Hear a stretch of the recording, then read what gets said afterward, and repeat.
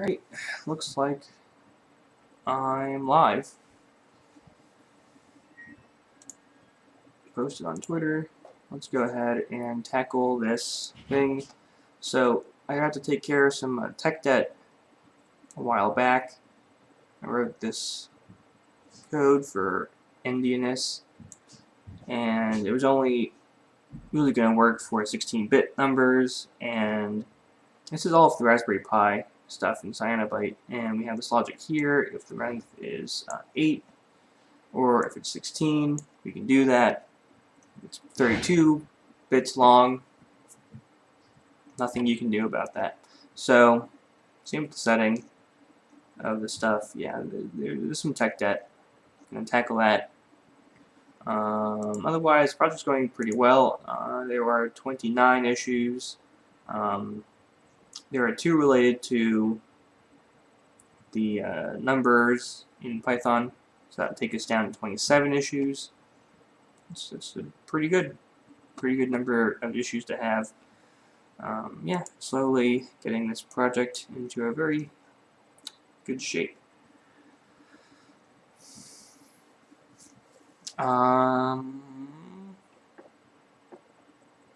Here's the code. If it's a little Indian, do that.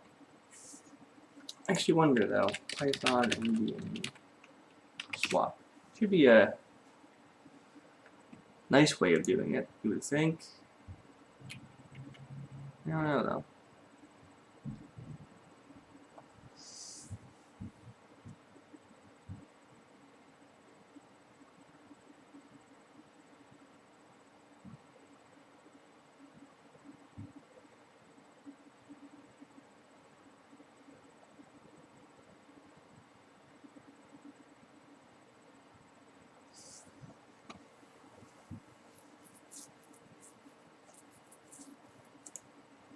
Do I use the struct anywhere? Yeah, I use it for unpacking those things. It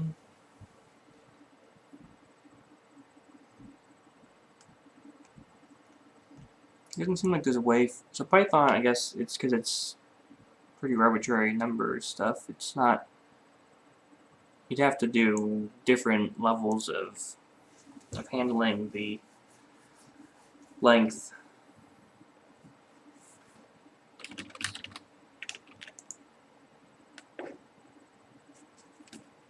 You have to add that length parameter. So if length is equal to 8, you have to do something. Or if it's equal to 16, that's what we have here. Or let's do 32. You have one more thing, or then else. I don't know. Should we just throw an error?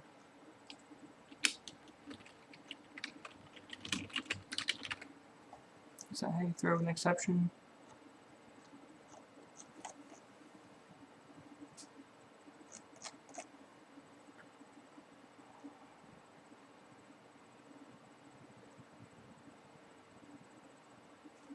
Maybe it's not.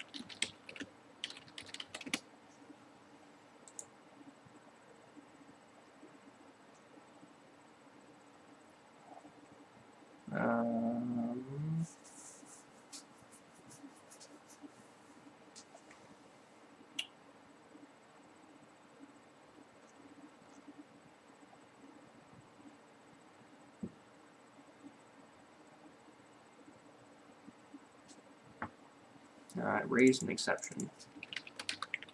Raise exception does not convert endianness for register of length. I'm gonna put the length right there.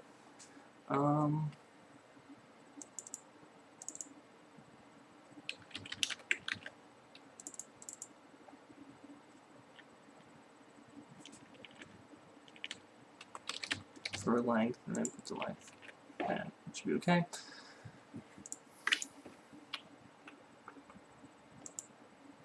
So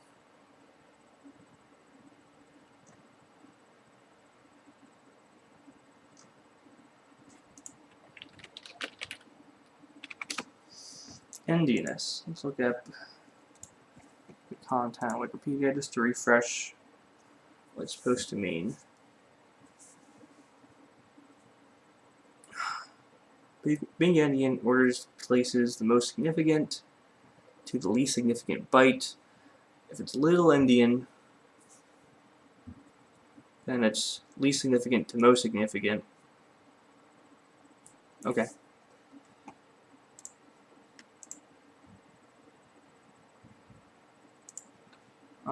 So if the length is 8, that's a single byte. So we should just be able to return val, and we'll be good. If it's 16, we have that behavior that we have already. And then for 32, we have to do a little more handling. Here we return val and 0xff 0, 24 places, do a logical OR with val and 0x 0ff 0, 16, no, 8, yes.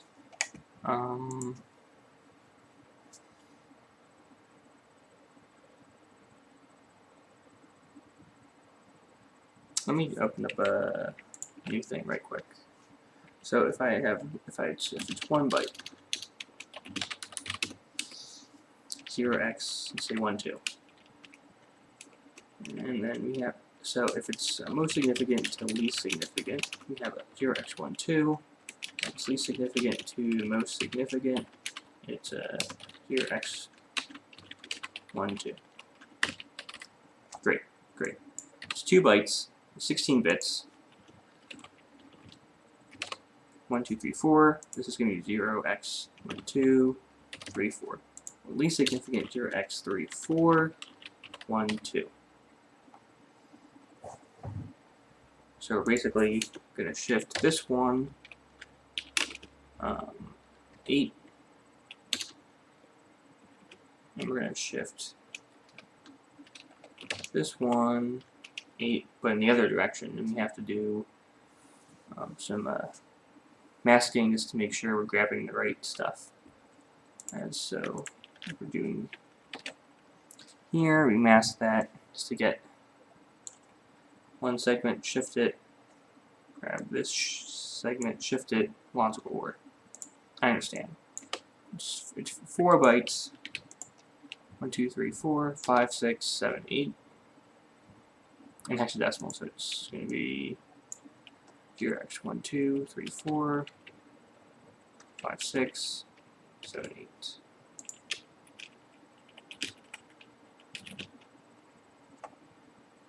Down here we got 7, 8, 5, 6, 4, 1, 2. So to handle this, we want to take the 0x 1, 2,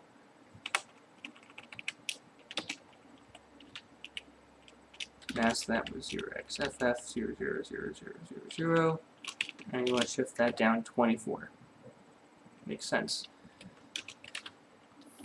3, 4, you actually need to do 0x 0ff 0, and we want to shift that only 8 bits to the right.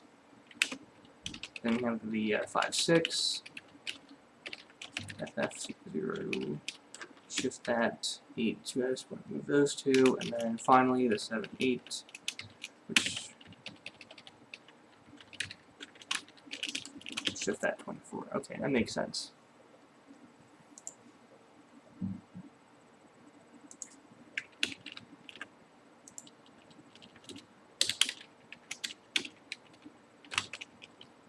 Eight, 24, so 0, 0, 4 zeros, FF.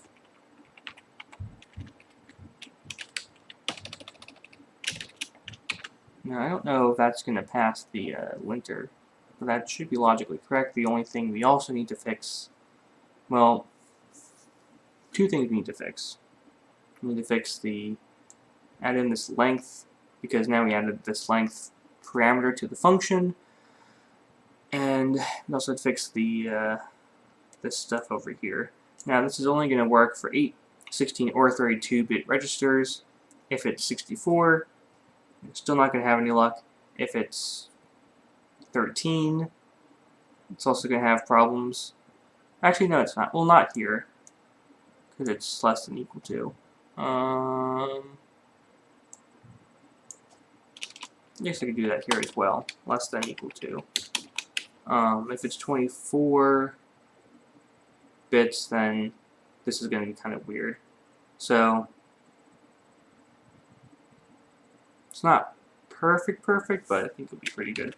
We do need to implement this. Let's go ahead and do a quick search. All right. So we gotta add in here the register length. And we're doing the same thing with the sign already, so.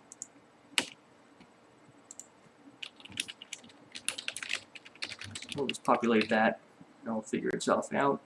And then we want to do the registers. So let's add in another thing here. If register length is less than equal to 32, cannot use read word data. We'll have to do something else. That requires us to go read up on the SM bus. Yeah. Nope, this is not. SM bus Python. Am I using 1 or 2? Import SM bus. Alright.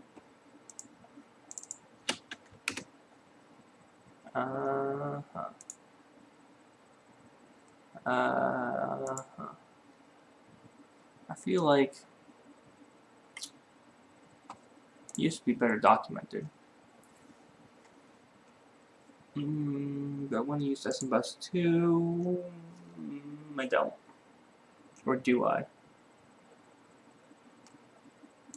It's dropping replacement of SM bus. The syntax will be the same. Okay.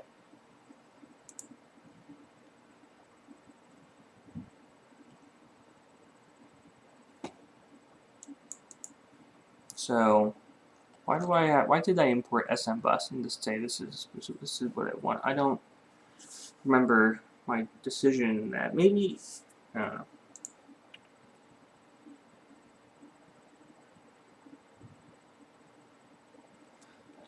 Anyway, let's go ahead and take a look. So we have to go ahead and look at the reference docs here. No?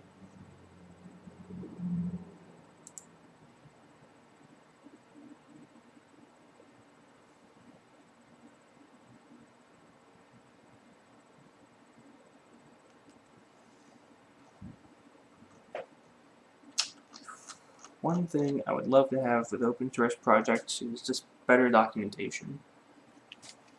Is this link me to see? What, is this just not a link anymore? Did the project die somehow?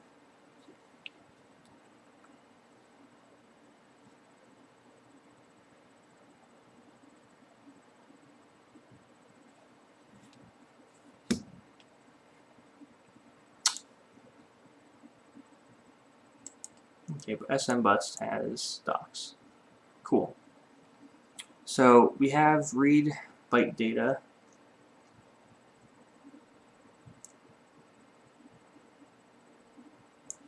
And read word data. We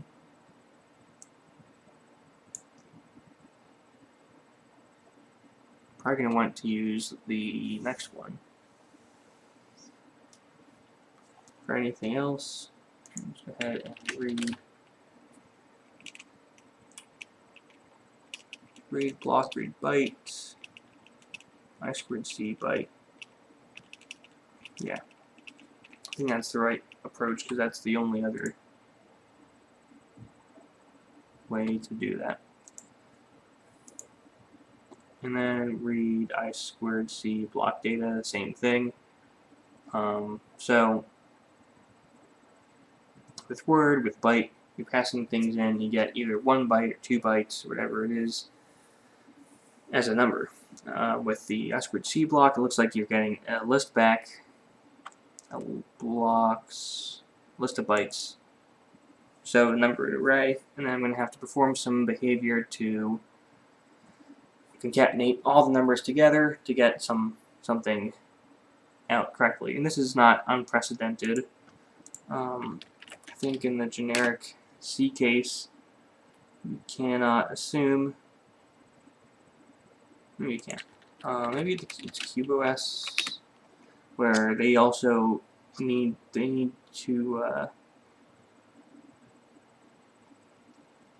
yeah. You have to pass in an array, and so you have to do this stuff where you're creating a buffer and then passing stuff into the buffer for writing. And then reading's a little different because you don't have to do that directly. I think Arduino is actually the best example of this.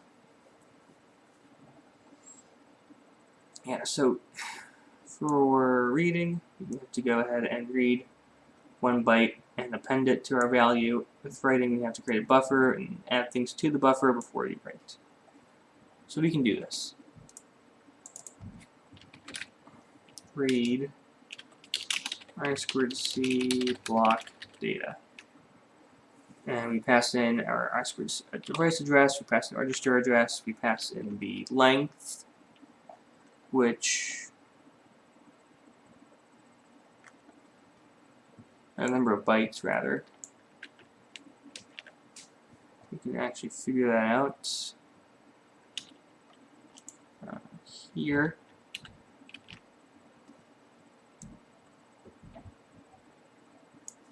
And so we need bytes.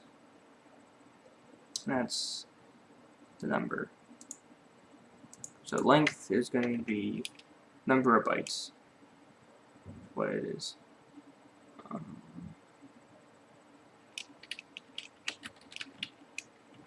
And we get back our value, which is a list of bytes.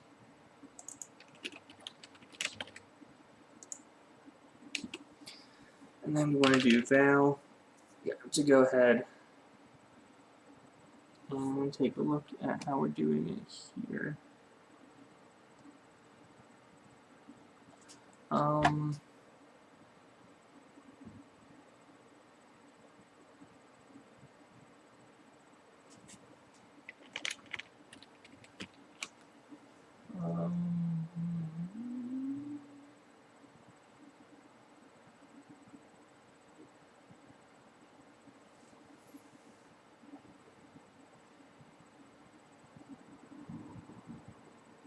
Let's make this a macro. For n range bytes. I might make the code a little verbose, but at least it'll be this is exactly the operations you wanna do. So we're gonna say val is equal to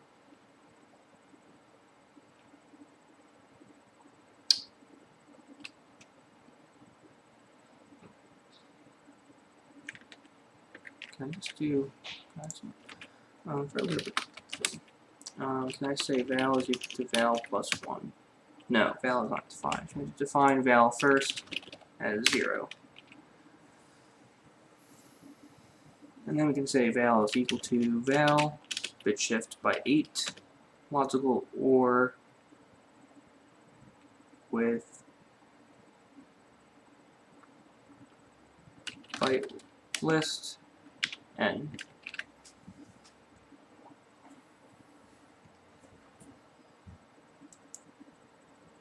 And then we can follow from that. And if then we have our endianness function, it's already going to behave as we want it to, and our sign function, if we already have that, and it's going to behave as we want it to. So let's go ahead and add another condition to our write. Write I2C block data. And it's going to look for data, which is going to be supposed to be a list, rather than just a single value. Now we can take in the single value, because Python likes that. But we're going to have to break that into smaller pieces using our buffer or something resembling a buffer. So let's go ahead and say we have a buffer.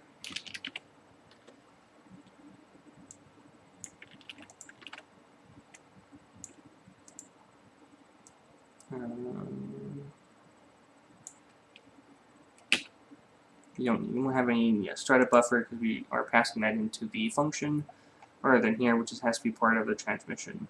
But anyway, we have buffer n. We're going to take our data, we're going to shift it in this way and mask it.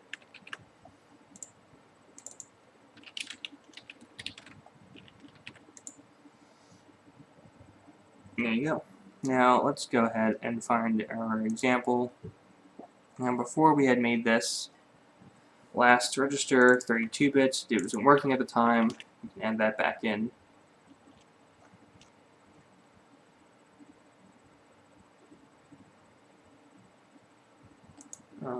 It's not little endian. Let's actually make this little endian just to see how things change. And then we'll undo that at the end just to simplify the differences. Python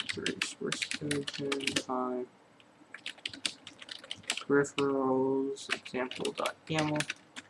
Now I have plain output build, and then just put Raspberry Pi, and it will automatically link it up, which is what we did last time. But anyway, this will just inflate out to the file. So that is generated. Here's our example. So I've got this nice behavior right here. So get register A, we go ahead and say, here we go, read it, swap right, read swap right.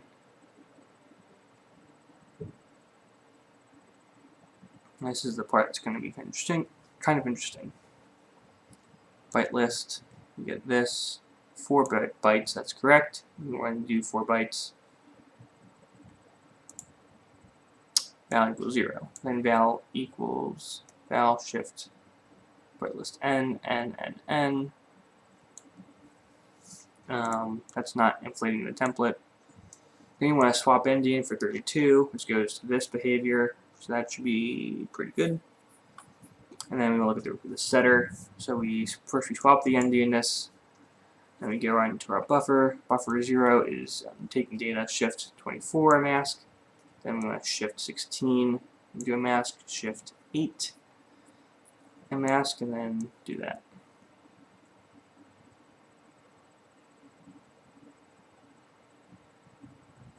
So I think that's correct. It is kind of weird to put shift 0, but it does inflate. This inflates out pretty okay. Let's go ahead and look at that.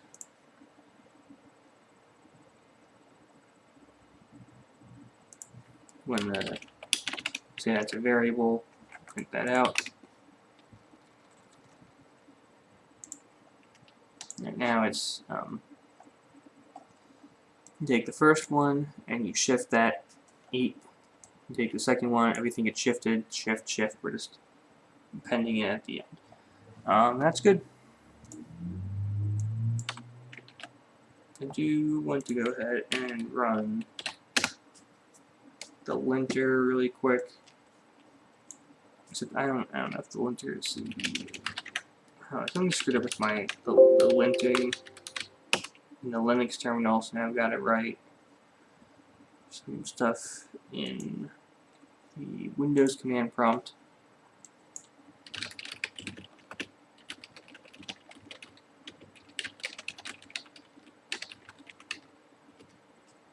And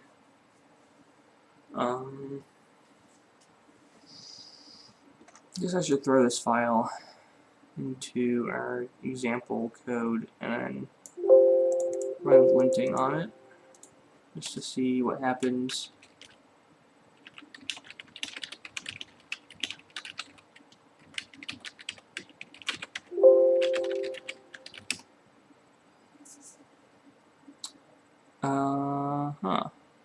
Invalid syntax.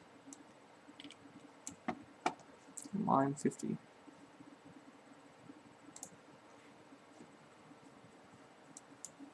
Yeah, I was afraid something weird would happen with this indentation. Can I just... Oh.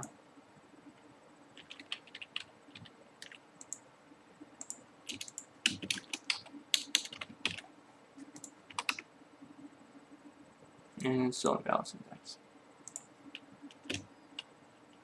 Or... So this might be okay, but then I'm going to be told that it's too long of a line. Ooh. It's not happy with me. Yeah.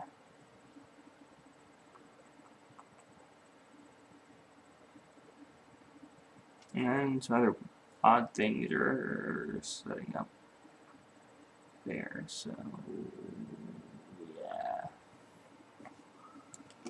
Let's throw this over here.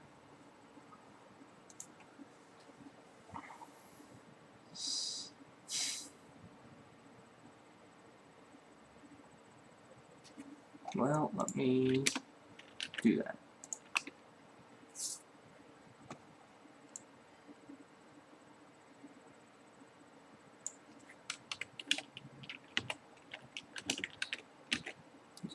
Is that what it wants? No, it just doesn't like something.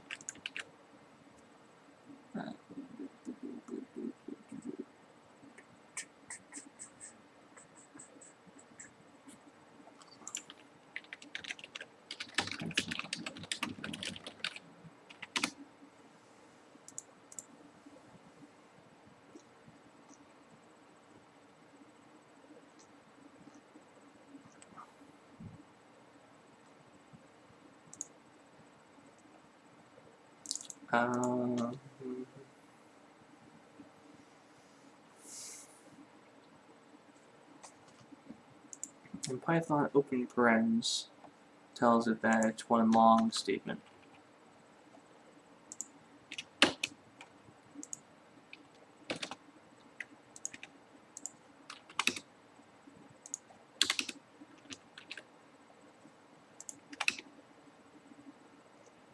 Make that code even worse. Oh yeah, now it's really unhappy.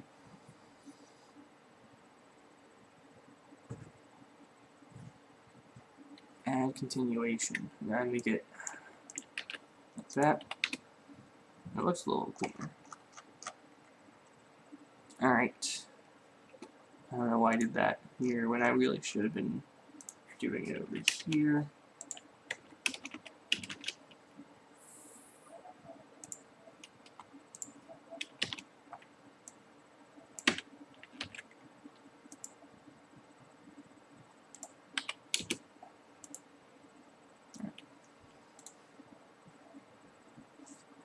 So now, some unnecessary semicolon, 143. Oh, did I just copy that too closely? Buffer, yeah. My buffer logic, I just copied it, and it works, but there's a semicolon I don't need.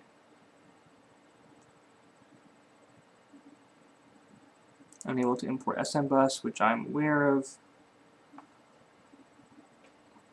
Unnecessary. Well, let's run this again. Didn't change, because I have to copy.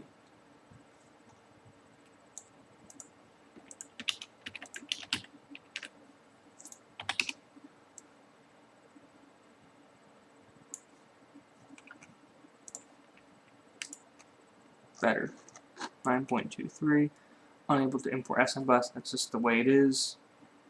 That shouldn't actually break CI though. And variable name byte list does not conform, so I gotta change byte list.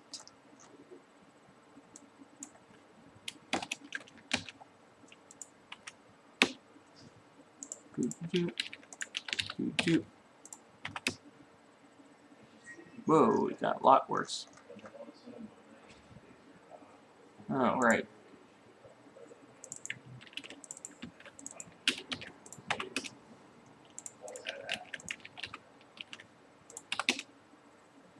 .36.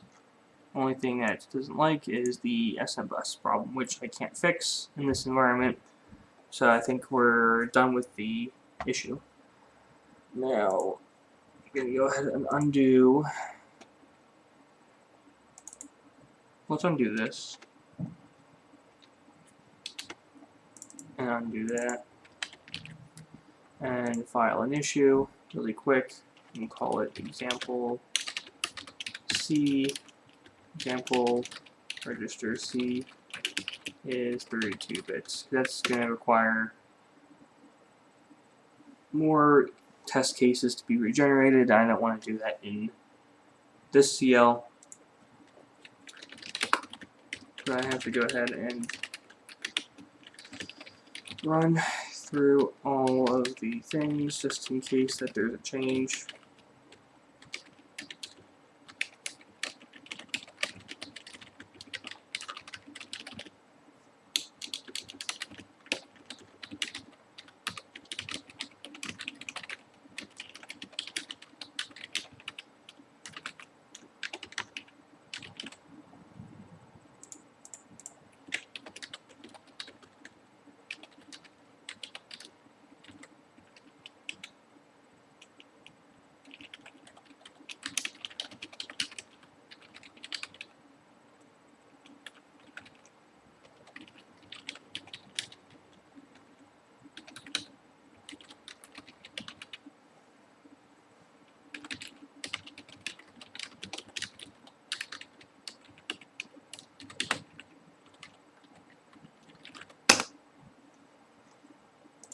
Here's all our Python logic through the compilation process.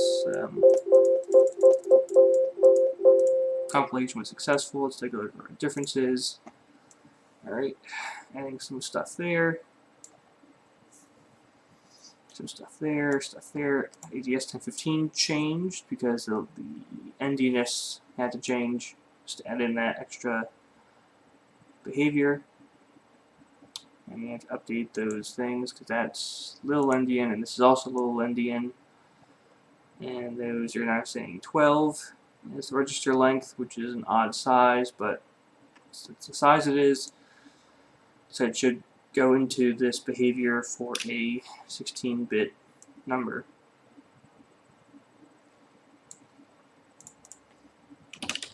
Update Raspberry Pi NDNS behavior. Also update behavior for 32 base registers. Fixes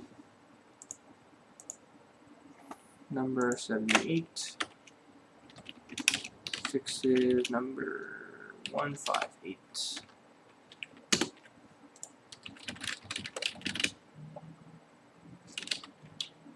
Let's call this Pi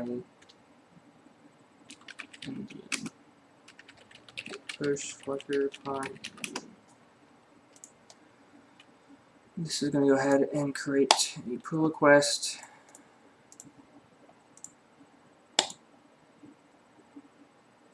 And it's going to start running CI. We probably should have rebased this, but that's okay. We can rebase it now. Git fetch origin. Is it origin? Git reset. Git fetch origin. And git reset origin master hard.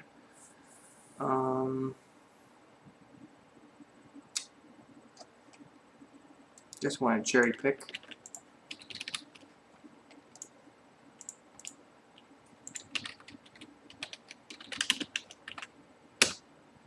That one right there.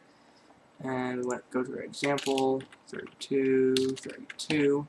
And now we just need to regenerate all of the code.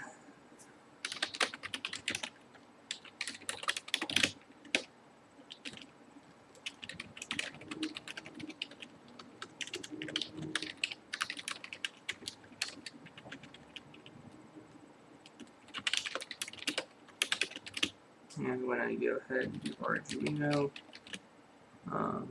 CMSys, data sheet, doc, Raspberry Pi. Nope, CMSys is not one of them. What is it? No, it's not even in there. Okay.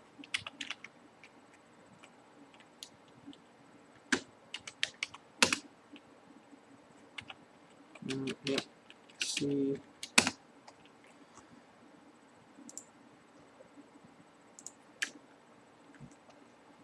Let's take a quick look at the logic. Alright, so you have our thing, you got buffering. This all looks pretty okay. But nope, the CI failed. Right. I'm gonna go ahead and we'll fix. Why is it so loud?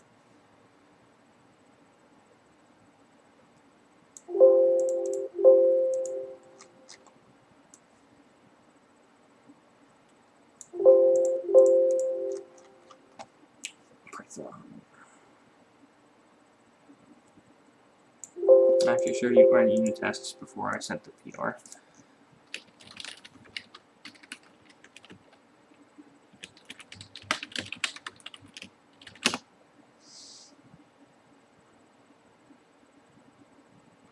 Yeah, okay.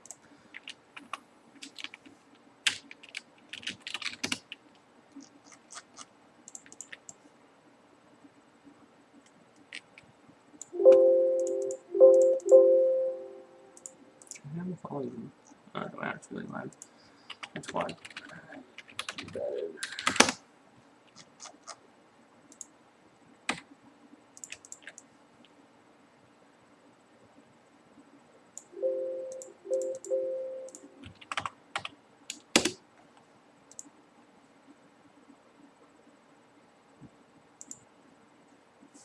No, SVD.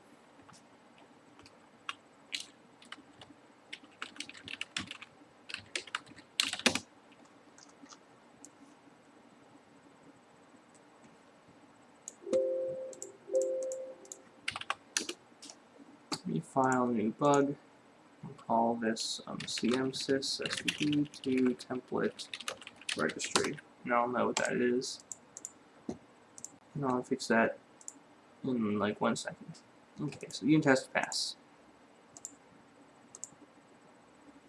And that causes our not much changes, honestly, but some of the stuff gets a little extra, which is good because that shows the logic has already mainly been handled, and we're just making a small change that has a minimal impact on the generated code.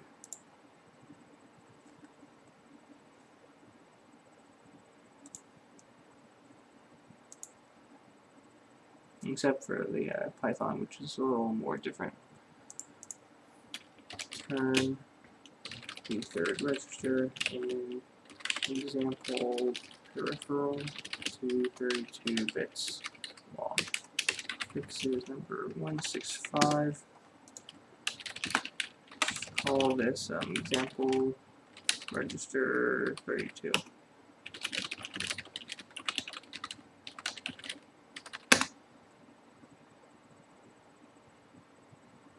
No, I called it 23 by mistake.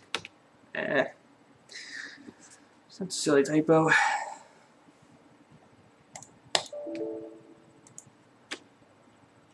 Now I'm shouting.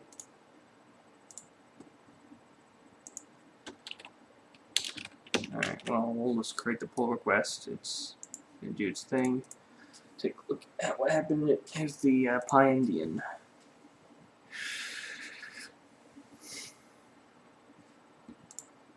Nope, one thing failed in the MCP. Well, all the SM bus. I guess that's a warning, but not an actual. It's an info, not an issue. Not an issue.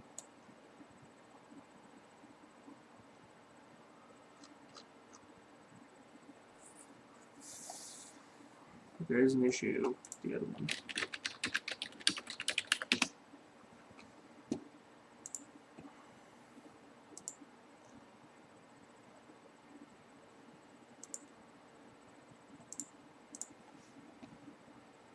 So ADS 1015.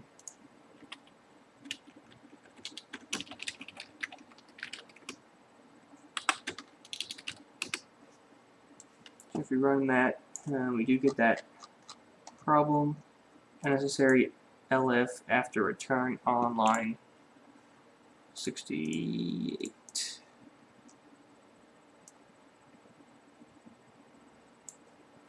Unnecessary LF after return. Okay, I understand.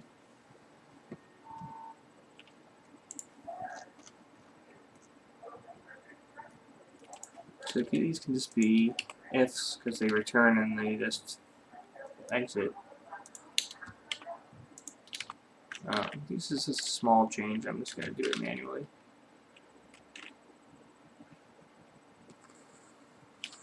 Super75.pi.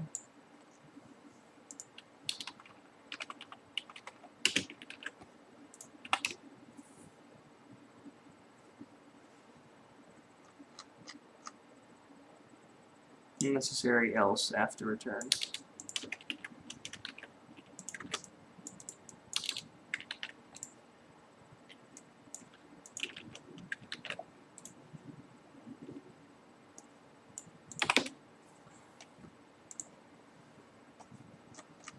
And now we're just complaining about SM bus. So let's go ahead and fix linting issues. First flicker. This is going to fail too, probably for the same reason. No, it actually fails for a different reason.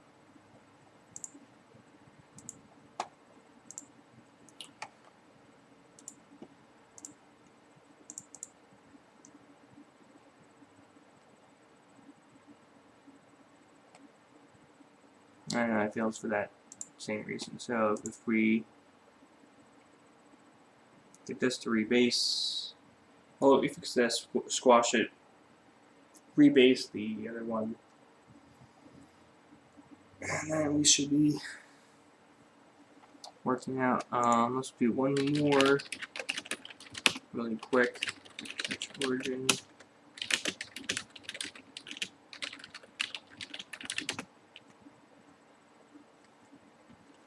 So check out template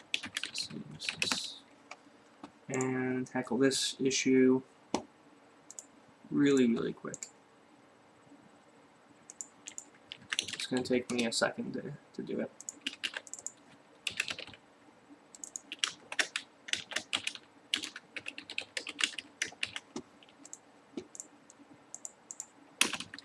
CMSys to template registry, fixture number 168.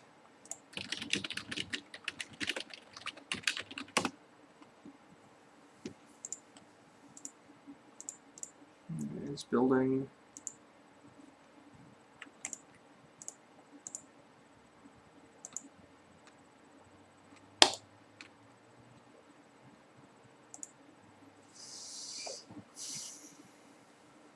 We'll let that build, because this is going to build next as well. And once that's all done, we can figure this one out.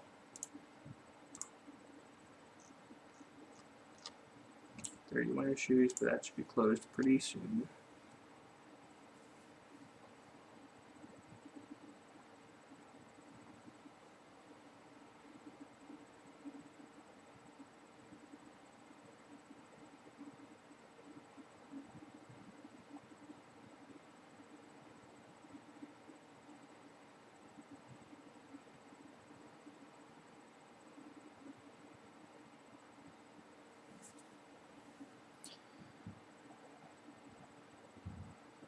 High Indian failed.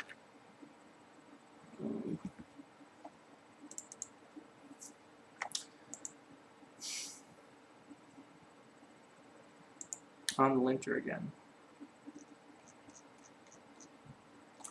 Wait, is it failing because of SM Bus?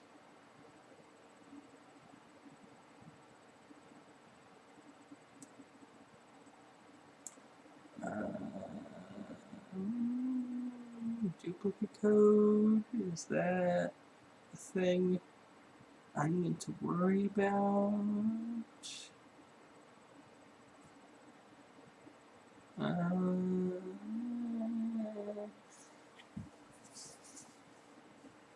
There wasn't an issue before. Actually, the comment's also bad.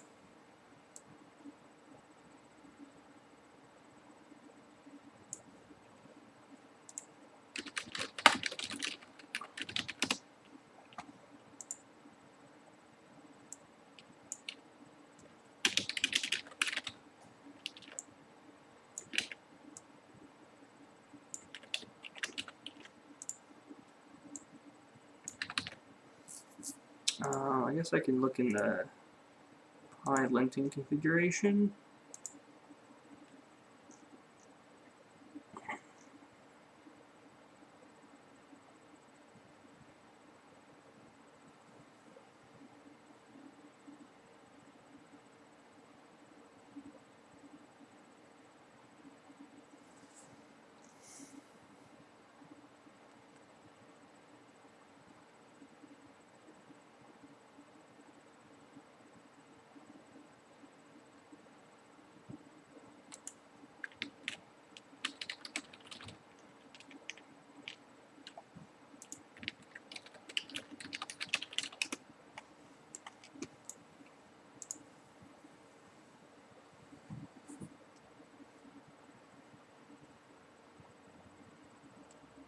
Minimum lines with similarity.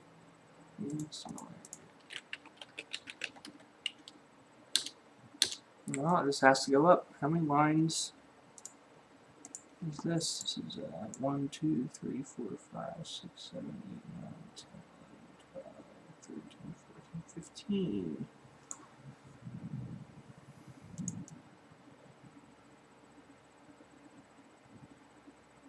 Maybe 14. I'm gonna try to count. Let's just make that 20. And if it's really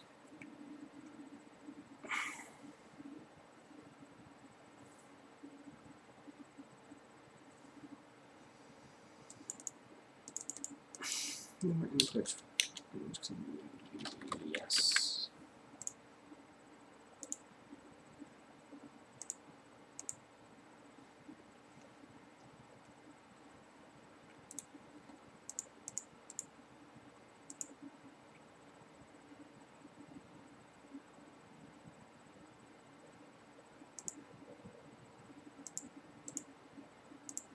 Install that here. We'll call it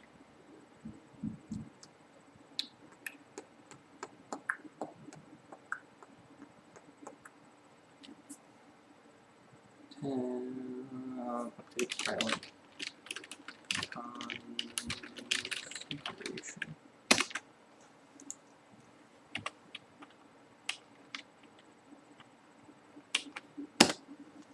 Okay, so CMSys template registry here is passed. Let's go ahead and squash that. Get that merged in. This has got the new pull request update. Yeah, this is actually a fairly old code. I just need to get the thing to work, and then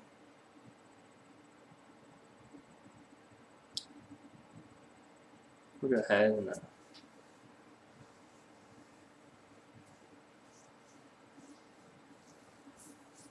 trying to merge in that. I keep merging in code, and that's often a bad idea.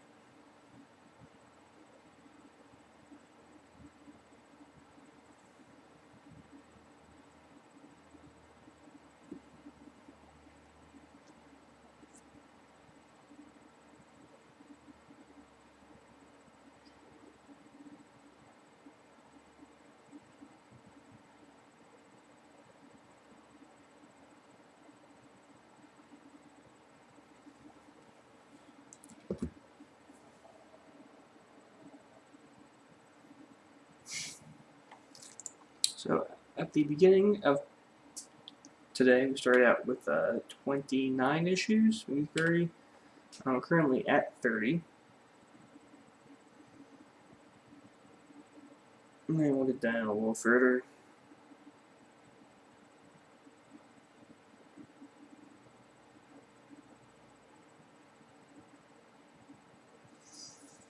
And then there's some other stuff to tackle, not tonight, tomorrow maybe over the weekend.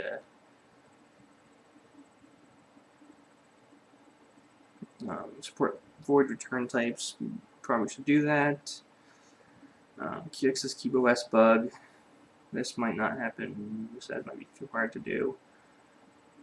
Template options configuration, maybe, we'll think about it. That's still infeasible. CI task, it'd be interesting to work on. Not necessarily important. It might be a interesting experiment to do. Spec extensions. What's that?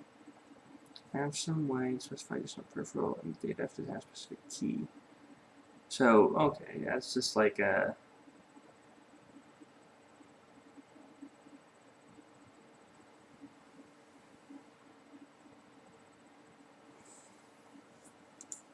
some patterns. So, like in a YAML file.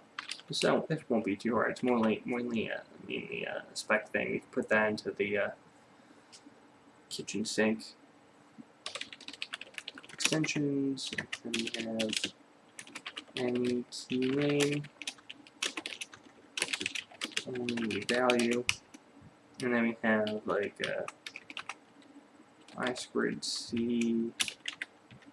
Here we have like an address, and the address can be 10. And we'll be able to have some sort of extension. I squared C John, and then we want to have any value.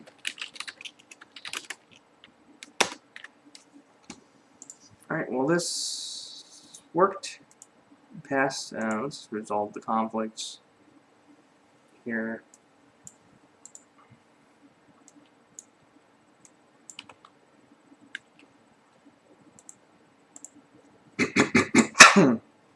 Yeah.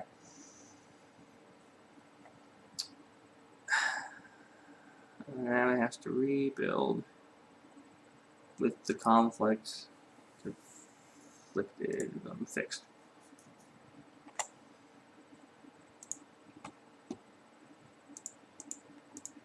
So I can do this. This won't be too hard to do.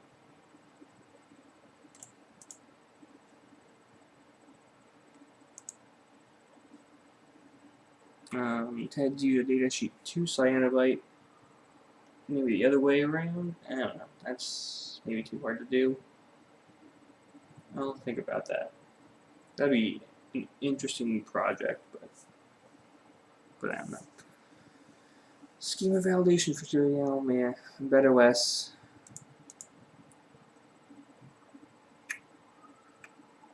Free open embedded operating system for the things. I mean, ARM Cortex M MCU. Thread certified. Online ID. This is neat stuff.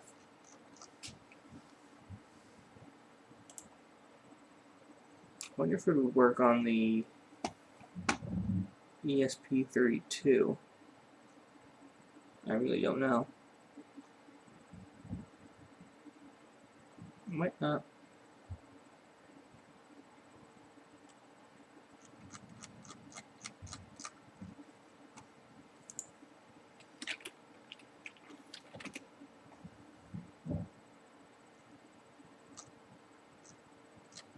EMF32.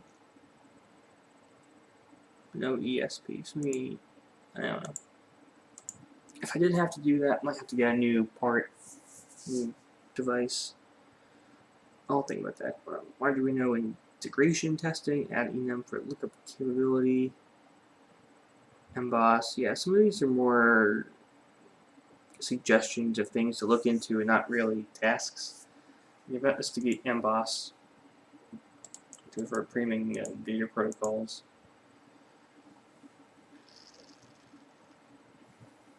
It generates, reads and writes, it's tool for generating code that reads and writes binary data structures. So this is useful.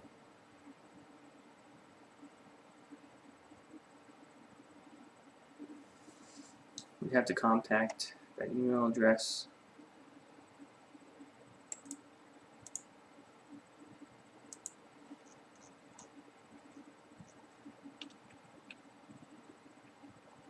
Wow, that's, whoa, 600 pages. That is not fun.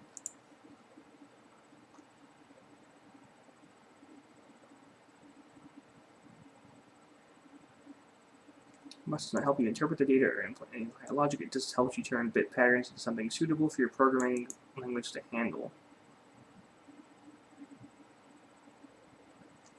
So this would actually be fascinating to explore for UART or SPI. Well, not maybe not SPI, but definitely UART, where it's a serial format, but it's also very highly adaptive as to the type. So maybe, I don't know. Maybe this will work. It's probably exactly what I want for this thing, where it's not for text-based. It's intended for use case where I don't control the data format for UART devices that already exist, and because it's not going to support protocol buffers necessarily. It's going to be like, here's this format that we came up with that's kind of random, and you can handle Cyanobyte can handle the device transmission back and forth. So this is all great. This passed. So let's go ahead and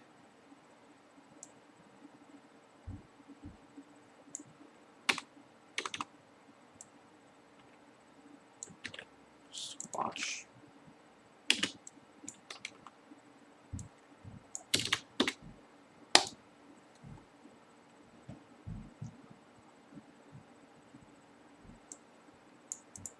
So now this is squashed. It's merged. It's in the code base. We can go ahead and fix our stuff over here.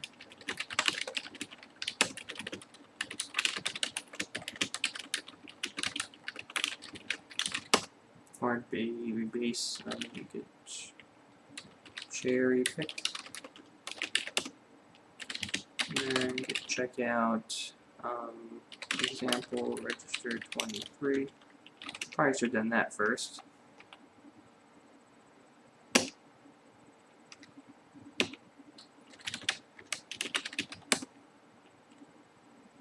Okay, get this fucker. Get an example. Register 23. Nope. Force.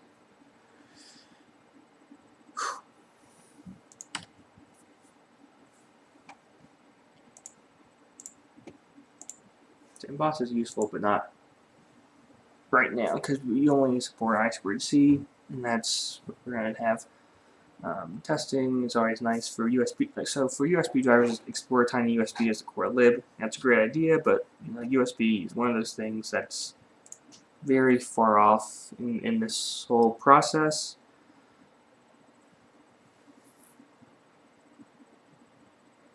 So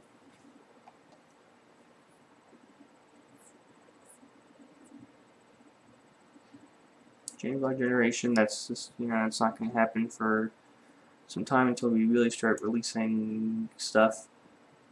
Delay,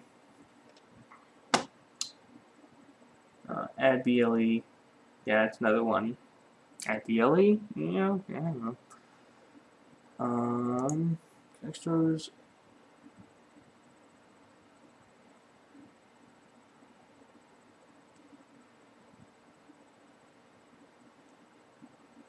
Yeah, we'll close this.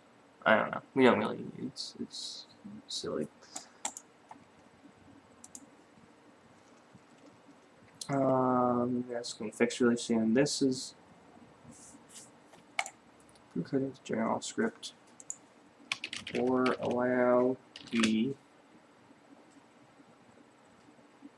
CLI arguments to take an array and using a wildcard, i.e. clear referrals star. Right now it doesn't do that. That would be highly helpful. So otherwise, as you saw, I'm writing Python, run the code, and add every single thing as a separate argument. That's not really scaling very well. Go back to the start. MicroPython. Now it's different than. What is this linking to a? Oh, okay. I don't know. Is it the syntax different than Raspberry Pi? I do need to look into that because if it's just using the same SM bus, at least for I2C, then I can say, yeah, we already support SM bus, and so you support MicroPython, and then I can actually just close that issue immediately. What's Termite?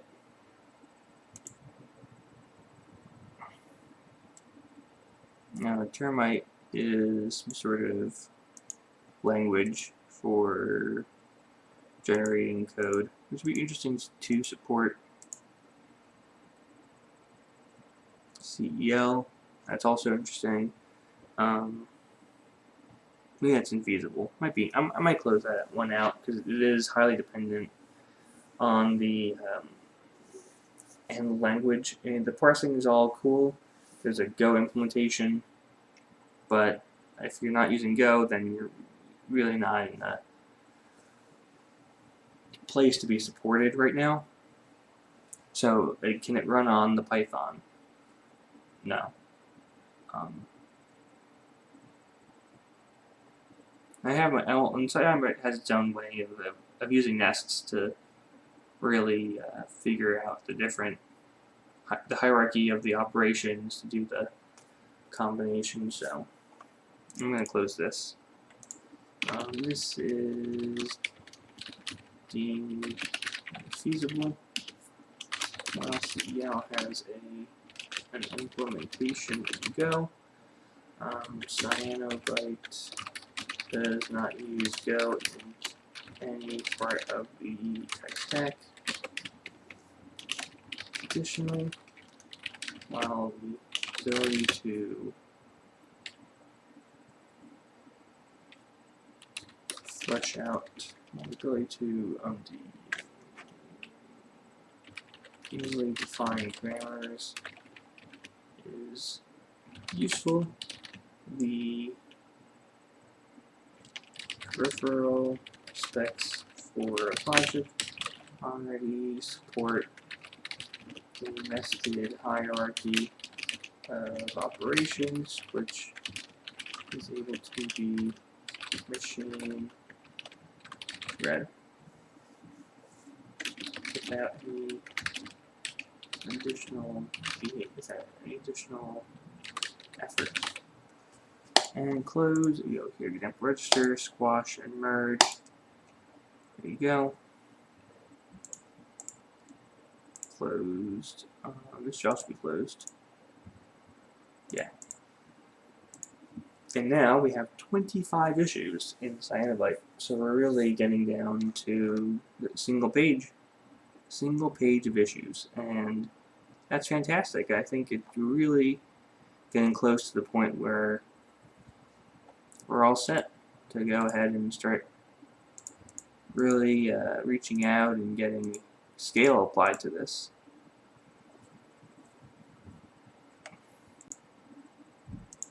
I think scale's the big thing to do next. You know, we've got a handful of templates, a handful of peripherals that are supported. We have a handful of templates and different platforms and data types. But now it's like, yeah, all the pieces are there. Everything seems to work fairly well. And let's just start scaling. Let's just start adding new peripherals. Let's start adding in the new templates. You know, it's a great thing to have. It really feels good. I'll say to have, you know, spend all this time defining all of these base platform subcomponents, and you know, spending all this time really trying to manually add in a bunch of stuff. You know, it's grueling work. That wasn't always pleasant to do, but now we're in a place where, yeah, all the plumbing is done, and now we can just really start getting right into it. Now we can get really into the fun part, which is getting into all this hardware stuff, and now I can just pull up any sensor and write the spec out and be like, oh, what do I have? Raspberry Pi or an Arduino? I'll just generate the code for both, run it for both with a very clean API. Pretty nice. Pretty nice. Yeah.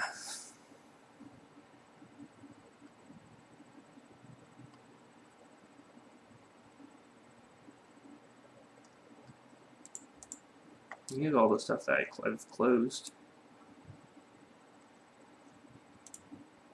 quite a bit. And now, at some point, no, well, next cycle of work, probably tackle code gen stuff, void, fixed KeepOS.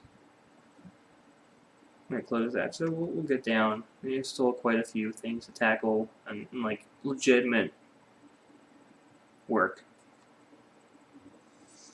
Then we got all these extra things that are just kind of lying around that we're gonna get to maybe at some point. And some of them are like open questions as well. BLE, that's not gonna happen for a long time. USB is far, far, far away, and BOSS is far, far, far away. But yeah, I'm getting there. Getting there at 25. That's a nice number.